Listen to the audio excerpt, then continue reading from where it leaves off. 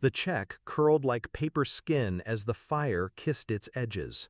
She held it between two fingers, graceful, careless, like she was tossing a cigarette into the wind.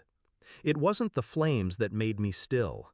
It was her eyes, flat, cold, daring me to react. $28 million gone in a flick of her wrist. She didn't say a word, didn't need to. Her smile was surgical, precise. I didn't stop her, didn't flinch. I just smiled back. Because what she just burned wasn't money, not really, not the kind that mattered. The will reading was supposed to be a formality. Everyone already assumed the old man would leave his empire to his favorite granddaughter, my wife. She'd been orbiting him for years, doting, laughing at his old war stories, managing his medications like some twisted audition for sainthood. But when the lawyer slid the check across the table, to me, not her, the temperature in the room shifted. She laughed at first. "Cute," she said, voice lilting like poisoned honey. "You're not actually giving him control of the estate, are you?" The lawyer blanked. "It was your grandfather's final instruction. Everything goes to your husband," he said, and I quote, "He's the only one who sees through people." That was the moment. Her hand gripped my thigh under the table. Not support, warning. That night she lit candles, poured wine, touched me like nothing had changed. But her phone kept buzzing in her pocket. She didn't check it, because I was watching, because she already knew I knew. I started counting her lies.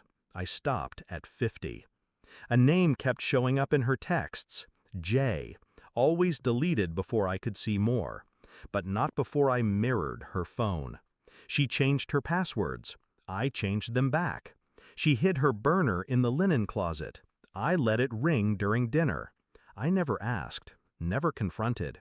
Instead, I became everything she thought I was: docile, dull, distracted. I let her believe I was still that fool she married.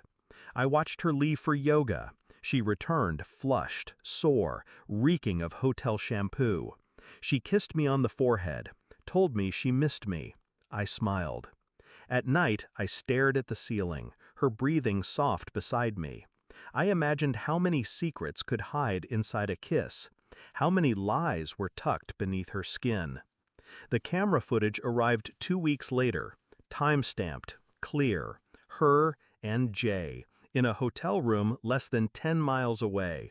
Not once, 7 times. Different days, same lie. I watched them frame by frame. Then I watched her sleep beside me, her mouth parted slightly, murmuring dreams I would never be part of again. I printed the images, slipped them into an envelope, sealed it in red wax. Then I waited. Waited for the will reading. Waited for her to burn the check. Waited for her to smirk, certain she'd won. And then I handed her the envelope. She opened it slowly. The color drained from her cheeks. The silence stretched thin, long enough for everyone in the room to feel it. She looked at me. I didn't blink. "I know about Jay," I said quietly. She flinched like I'd slapped her. Her voice broke first. "You were never supposed to see—" "No," I cut in. "I wasn't. But your grandfather did." She froze. I leaned forward, voice low. "He hired a private investigator, months ago, when he saw you for what you were. He left the fortune to me because he knew you'd sell your soul for it, and he wanted to watch it burn." Her hands trembled. "The check you lit?" I smiled. "A replica, a test. I gave you the match." She stood, breathing hard. "I loved you!" "You loved the money," I replied. "And now you have neither." She looked at the others in the room, her mother, the lawyer, the family, searching for sympathy. They looked away.